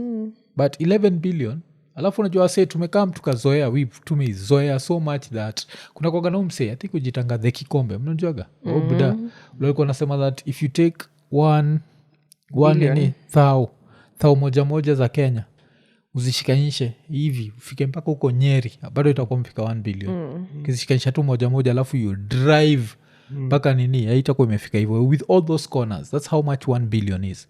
But somehow we've normalized it to look like it's nothing. It's just tumepoteza 11 billion. Nani anaitwa umse Duale anakama na jitetea no hatujapoteza, they're just saying that we are able to stop it and it's just business as usual. Yeah. But tukimalizia acha tumalizie na kuulize maswali za kiloya. So kulikuwa na hii High Court dismisses a US based Kenyan woman that she was the widow of former cabinet minister Simeon Nyachai, cites failure to prove she was lawfully married. So nowadays there's this story in Kenya where you have to prove you're lawfully married. But we live in a society where watu wengi wale umarika in rural settings, na kwa hizo rural settings hakuna stories za inaitwa civil marriage, hii hakuna records. So what's up with this? Like, is this law actually practical in a country like Kenya? Because mi nikoshua nyanyangu na grandbuda hako na marriage certificate. Kutakuwa na there were witnesses, but what if all the witnesses are dead? What happens? This is where the chiefs come in, because we recognize customary marriages, ile church, the Muslim marriages, and ile AG. So, and then I think there's a time, I can't remember how long ago it was, some years back, where they told people, come register your marriages with us if we don't have it in the system. Like, obviously, I think that should be an ongoing thing. CRT, just like voter registration, something that should be ongoing. So, and to think also that the chief position was scrapped. Hawafaikuwa, but anyways, they still operate. Yeah. That's their first port of call. If kuna mtu anafanya any marriage uko, first register with your chief. But I don't think it's practical in the sense of people who live very far from, obviously. They'd have to do that exercise or maybe going door to door. It would have to be then, they'd have to meet the people somewhere katikati. Yes. But obviously your government isn't really interested in meeting people somewhere in the middle. But for her, she's not in that situation. Yeah. So the owners... US based, of course she wanted Nini Nyachai because of like to be recognized because there's that wealth that's being split, yes? Which I think by right now isha Nyachai alikufa when? Si alikufa kitabu? Bro ile bilioni Zi by kuisha na manisha isha splitiwa. Wanta kuna bado ja splitiwa after all these years. Kila mtu shakula. Yeah, I think maybe she came late. And then also if he had put most of his money in a trust, ni hivyo. Yeah. Yeah. Most wealthy people will put their money in a trust. Yeah. Then it goes, now the trustees run it goes now to your beneficiaries.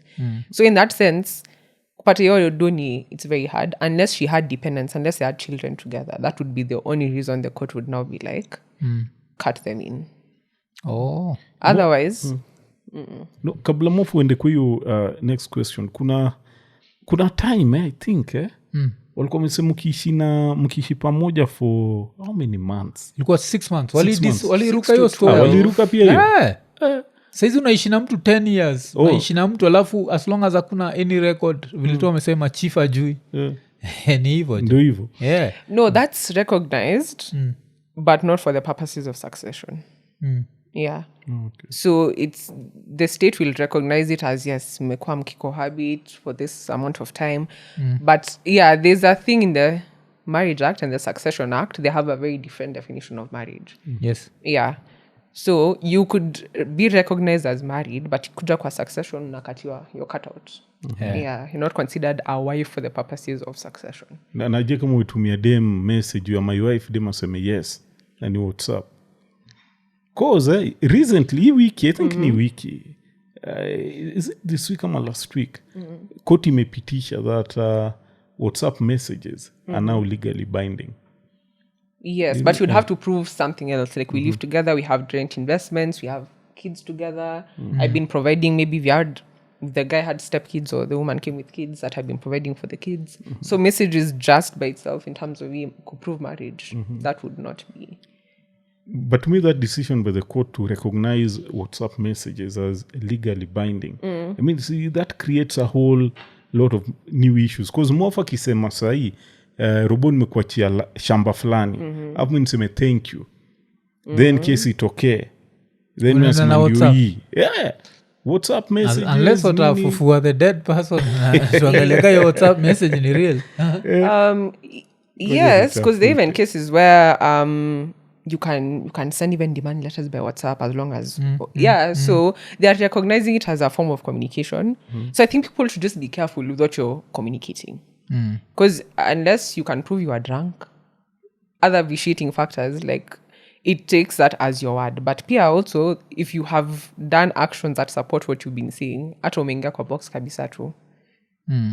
Okay, kuzapa niko na cheki in Kenya, simple cohabitation come we stay is not recognized as a legal marriage regardless of the duration of the relationship, as it does not meet the formal requirements of the Marriage Act 2014. However, courts can apply the doctrine of presumption of marriage if a couple has cohabited for a long time, held themselves out as spouses and intended to be married. Then ikakuwa legal status of cohabitation, no automatic status. And then ikakuwa hiyo come we stay limitations, living together for years does not automatically convert a relationship into a legal marriage according to court ruling. So tukiendelea hivi jo, but watajitetea sema nyanyangu at least ng'ombe zilipelekwa. But sasa kwa hii era where ng'ombe zilipelekwi, inamaanisha itabidi tupange line tu tukienda huko. But the other, if you bought property together, like there are other factors then that show, if you've put your finances together, it shows you have a kid together, it shows, okay, too. Okay. Yeah. Okay. Yeah, but you can have kids, but so now you add that with the cohabiting. Now you've done property pia. Yeah, property together. That the court is just like, okay, sawa. And maybe between like 9 to 12 months you've been living together, it's like, okay, sawa. Presumption of marriage. Yeah, tukioni hiyo story ya presumption because juni mnataka kuruka marriage all the time. Like men, like generally. So women. I think the court does that to protect especially I'd say especially but pia madem ni wajanja, nza kuambia ebu nimekosa mahali pa kuishi, wacha nikae hapa kwa nyumba yako, then for 1 year unajua amekaa kidogo koti. But are you telling your neighbors ni mama? Apa, si obvious watajua tu ni mama. Pengine ongei na because I think there was a court ruling that was saying specifically if you've told your relatives, your neighbors, this is my person. Yeah. Yes. Then, so they can come and testify. Exactly. Okay. So they take into consideration a bunch of facts, not just that you are living together. Advice vijana unanyamaza. Lazima tuchane maboy. But ina depend. Si mko tu single kama ni hivyo. Tuachane maboy. Kusina depend Rowbow. Kushida waga ile kitu imehappen ya buda watoi alafu now the property inaanza kufightiwa na ini property inaweza furahisha. Yani ati inaweza sustain watoi wako. True. Then now the property ends up going kwa kwa mewana. Unajua kwa mbio za Kijaluo ng'ombe iko imeruka mto. Istaki that. Kwa Kijaluo norm. Yeah, haitakagi hiyo. So I think hiyo ni whatever but such a tricky situation. Yeah. But saizi inasemekana nini? Kuzi you are a Gen Z, sindio? Sinasemekana you're not. I'm the last of my kind. Millennial wa katikati. Kwa millennial, yes. Kusaa pia kulikuwa na another study ya vile Gen Zs are super different. So Gen Zs are not interested in marriage. That's one thing. And another very interesting one is Gen Zs don't consume as much alcohol as the other generation. That's interesting. Like, you expect Gen Zs to be like tuanaangalia pombe kama this. No, they don't. Kuna watu wanasema tinamaanisha wanatumia mihadarati, but I don't think so. Do you think they're using more drugs? They're more high than, because I feel like millennials, sisi millennials tunafanya drinking ikakuwa You're holding EABL up. Yeah. From what I've seen, definitely they're not drinking as much. And I think maybe they probably didn't have as much trauma kwa households. Ilikuwa my last born. By that time, parents wamekuwa soft. Yeah. You do whatever you want. So I think millennials had to like do a lot to cope with the situation. Gen Zs don't have as much to cope with. Tuseme tu, especially just the government. Yeah. Pale kwa drugs, I'm not sure. Yeah, I think drugs with every generation will just be, but from what I've seen, it's more millennials still doing the drugs and the drinking. Okay. And when the Gen Zs do it, still sijui analala kwa date, sijui analala kwa club, they're not messy with it. Weirdly enough. Because Robin is atakuuliza mother alikuwa na drink. Madhangu hata pombe alikuwa nachukia kaa kitu ingine. Okay, now so inamaanisha pia kuwa navuta nyasore.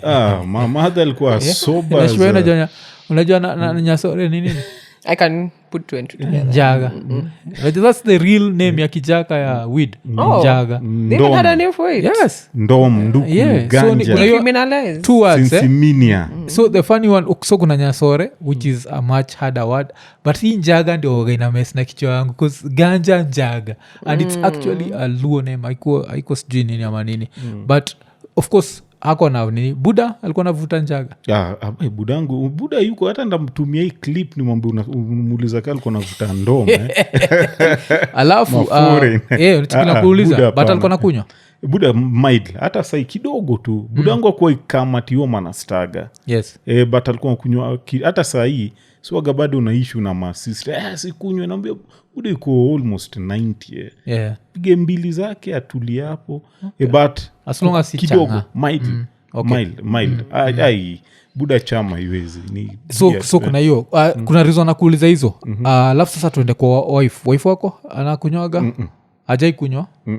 Okay. Cause reason nakuuliza, mi wife ukunywa. Mi no just kunywa again because of family history. So mi wife ukunywa, masista zake ukunywa. Of course ni ile mild, it's not like the wild and what. Mimi mother akuwa nakunywa na cheki, and Buddha alikuwa nakunywa of course. But naangalia naona your generation drinking and smoking was somehow, especially for women, it was really looked down upon. Yes, generation yetu ikakuja tukazihype kabisa.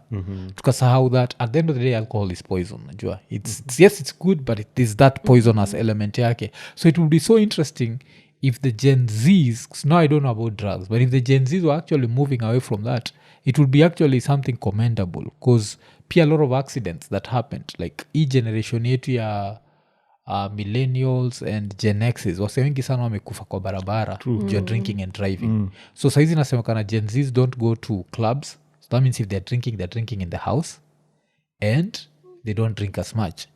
That helps, of course, hoping they're not drinking on 15th floor Kilimani, because they're also flying a lot. But inakuonyesha things are changing, because somehow alcohol became super cool. Like in early 2000s, it became the coolest thing. Mpaka ukiambiaga watu wa ukunywa, watu wanakuangalizia, you don't drink, which there's nothing wrong with it. It's just that unanid kujua that it has consequences. And it would be interesting if Gen Zs are not drinking as much.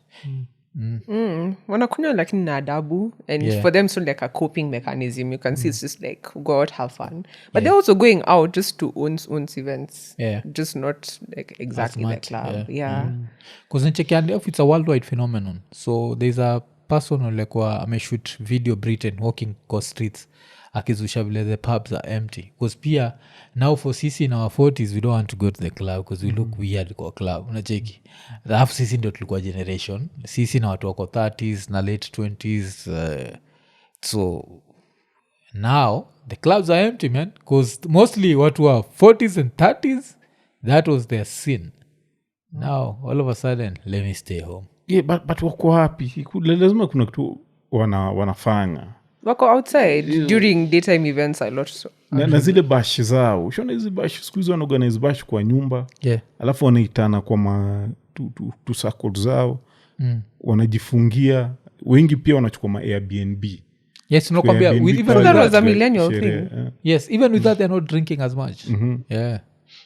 Like they're not drinking as much. Because inakuwaga interesting the same way with if you look at smoking, you'll find like you assume that since tunajua tobacco is harmful to your health, you'll assume that ukikuja Africa where maybe we are not percentage wise old up ama okay people hawako na access to information kama juu utassume Africa ndio watu wana smoke kushinda the first world. Unapata first world people actually smoke more like it come to tobacco and it come to even the probability of meeting a first world woman smoking is much higher than kupata dem. Like Kenya ushainotisata ukipataga dem akismoke cigarette. Weed of course it's for everyone nowadays but kupataga cigarette it stands out like oh damn would them smoke. Notice. But now the first world that's a Monday, Tuesday, Wednesday like everyone is so inakam na kuonyesha health information means nothing. No one gives a fuck. You just want to have fun then But to answer your question, I think the Gen Zs just have a different way of having fun.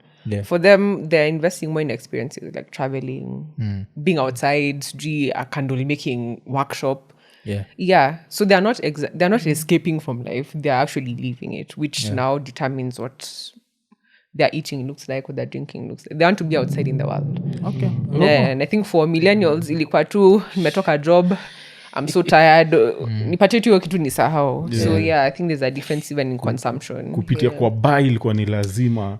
Generation ya shida. There's some clubs right now from Tuesday until Sunday. You'll see older millennials.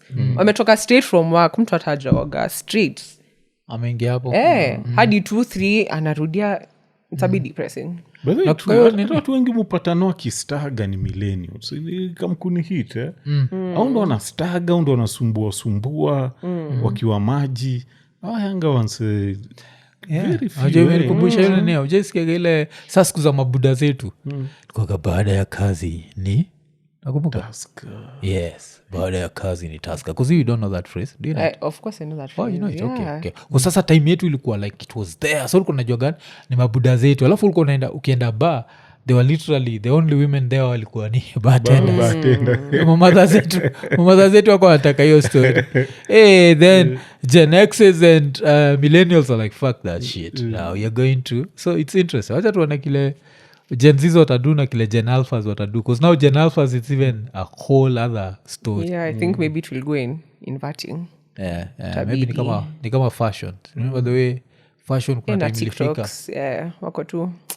Early 2000s it was the biggest thing like white t-shirts zinakaka dress. Then kakuja sasa ikakuwa ni fitting. Like fashion waga so interesting. The way it evolves, goes back to the same bullshit. Then inakuwaga But asante sana. We've really enjoyed this conversation. Thanks for having me. So podcast yako iko available wapi? It's available on Spotify and AfriPods. Because AfriPods distributes it to everything. Yes. Google Podcasts and Apple. Yes. So it's basically available everywhere. The video version? Sijaanza bado. Kwa nini ufanye video? I've recorded actually like 2 or 3. You're editing ni kazi. You're editing. But look for it somewhere in February. First half of February. Okay. Because I think CapCut haifanyagi like those automatic edits and because kuna best yangu anaitwa Kisiangani. You know Kisiangani? Of the Kisiangani podcast. So he used to use CapCut. He used to frustrate me because CapCut pia again a cooler quality, but it can edit for you as kama hauna a lot of places za kukata. Unachi kama hii conversation may have, there is very little things za kukata. Basically it's I say it switch angles and CapCut can do that. My issue with them was ISO terms and conditions only update. But they can do anything they want with your content unlicensed. That was the only reason, Okay, see at CapCut. Mimi niko nauliza tu kusit kuna an editor who has to sit down and on your budget. Inakuja but because of that's the only reason I don't use CapCut. Okay. So tumekuwa na Nashipai, asante sana and keep spreading the word. Kuna vitu at least nimecheki one thing nimejazika na wewe is you can listen and take a different opinion kikam to housing because Kenya pia tumekuwa na this very adversarial ama ni adversarial attitude where if we disagree we have to like go at each other and try to fight each other and I find it to be bullshit. Like we can agree to disagree, you understand? I always find that like the hallmark of stupidity because if yes you can hold an opinion like if you hear something else and it sounds reasonable I think it's your job to change your mind. And I'm also not afraid to say I was wrong here for me that's a process of learning like you stick to answer even when you listen to new information you will never grow. Damn, the one thing I didn't ask you, there's also this thing you said that poor people don't want to get rid of the class divide. Tuzamalizia nayo story because sinakwambia na maquotables hiyo ni heavy and I was fought not much but a lot of the comments were like what do you mean unajua uko middle class okay I understand how it sounds like coming from someone who's not impoverished. Yes. I'm reading this book called The Original or The Originals. Yes. Somewhere on page 16 the guy says the people who support systems the most are the ones who are most affected by it. That thing shocked paka nikasoma mara mbili. I was like the people most affected by the system are the ones who want it to stay the same. That's where I was coming from. And when I linked it back to what I'd said before, when impoverished people are just like inafaa kuwa tu hivi. Me I was born like this, nitakufa hivi, there's someone else who's supposed to be rich. And I was even having a conversation with someone. They're not a Kenyan. They're not from Kenya. They've been here for like 10 years. They were mentioning that the way how they've noticed that economics works differently for different tribes and politics. Yes. The person was mentioning that in some tribes, there are people who, as long as they have one person speaking for them, hata kama the whole block haijaomoka, they're okay. And they're also mentioning that there are some tribes, they don't care who's in power. They are looking for their own biasharas here and there. Like for them, it's not about who's uko juu na support. So no need the Indians, I guess. Stasema, it's not we want to go into that, but they were saying that and it was really important because they're not Kenyan. Yes. But they're saying, but they're African. They've noticed there are some tribes who wataenda jitafutia, they don't care who's uko juu, na ingine they really value when you're juu. So that means, again, when you choose terrible leaders, it leaves you uko poor because they need you to always look up to them, and then mnainua tu mtu moja. And that's the dynamic I see most Kenyans agreeing with. So when you tell them to question the system, they're the ones who fight you the most. Because they're the ones who are telling you, even though vitu ukoa, what do you mean? So that's what I meant when I say the poor or the impoverished people want the system to remain the same. And then on top of that, keep on coming back to what he said, that he wants to be filthy rich so that he can be above all the problems. It's the thing for, if I ever make it, nataka ni flosia watu hawajamake. Because me, when I was down here, watu walikuwa nani? People were treating me terribly. But again, if you imagine a country where kila mtu ana drive range, unaflexia nani? True. Right? Inanikumbusha story ya nani? Stalin. The Russian president who made the alibadilisha Russia after the Second World War to be Russia what it is now. So alichukua kuku aking'oa feathers ikiwa alive, alafu akaitupa hapo, alafu akaiwekea chakula kwa mkono. Kuku ilikuwa inafanya nini? Inamrudia tu yeye. Inamdona kimrudia. Simple experiment tu. Watu wanapenda kuumia na tushaingia hiyo comfort zone ya kuumia. That's ukienda tu hizi mamtaa same wata complain about somebody, mtu amewafanyia mbaya hata for 5, then akirudi siku ya campaign the same anakuja tu na tu 50-50. Watu wanakimbia, unasikia huyu jamaa si mbaya, huyu jamaa ni tamu ya kwanza, wanampatia all manner of excuses, wanafuata convoy yake, wanafanya everything watamfanyia, unaona. But ukipata somebody else ule atakuja kuambia no, poverty mko hapa nataka kuwatoa. Wanasamasha huyu hawezi. Au si mmoja wetu. Okay. So I guess hivyo that's it. Mekoni episode 603 vile tumesema, make sure you check out ni I just think it's funny how. Yes, podcast iko available on all platforms. Alafu tupaki tumejua ni aje jo 2026 January imeisha je hivyo tu. Damn, 11 months to go. Yeah. New year resolution zako jo ni gani? Baki umetuambia kwa comments. Tukimalizia tukisema eko nene.